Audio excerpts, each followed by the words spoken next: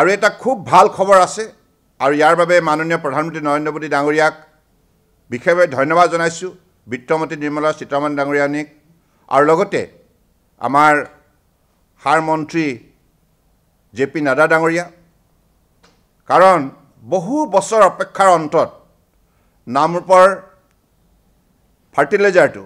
fourth প্লাণ্টটোৰ কাম সম্পূৰ্ণ কৰাৰ বাবে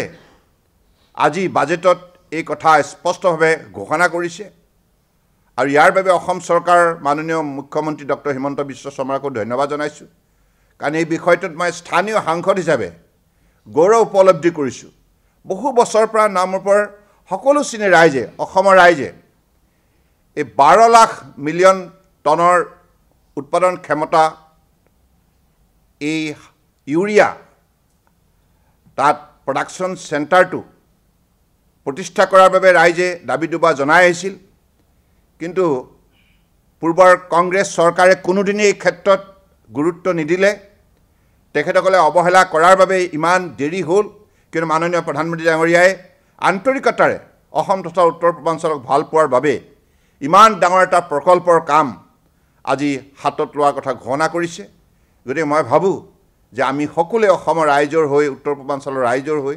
কাৰণ উত্তৰ পূৰ্বাঞ্চলৰ আটাইতকৈ ডাঙৰ ইউনিট হ'ব এইটো আৰু এই ইউনিটৰ যোগেদি যি ইউৰিয়া প্ৰডাকশ্যন হ'ব এই ইউৰিয়া কেৱল উত্তৰ পূৰ্বাঞ্চলে নহয় চুবুৰীয়া বিদেশী ৰাষ্ট্ৰটো এই বজাৰ গঢ় দিয়াৰ ক্ষেত্ৰত সফলতা অৰ্জন কৰিব গতিকে ইয়াৰ বাবে মই অসম তথা উত্তৰ পূৰ্বাঞ্চলৰ ৰাইজৰ হৈ মাননীয় প্ৰধানমন্ত্ৰী নৰেন্দ্ৰ মোদী ডাঙৰীয়াক বিশেষভাৱে ধন্যবাদ জনাইছোঁ কৃতজ্ঞতা জ্ঞাপন কৰিছোঁ আৰু লগতে ধন্যবাদ জনাইছোঁ নিৰ্মলা সীতাৰমণ ডাঙৰীয়ানী আমাৰ বিত্তমন্ত্ৰী আৰু সাৰ মন্ত্ৰী JP নাড্ডা ডাঙৰীয়া মই আশা ৰাখিছোঁ ৰাইজৰ সহযোগত চৰকাৰে লোৱা এই পদক্ষেপত নিশ্চিতভাৱে সময়মতে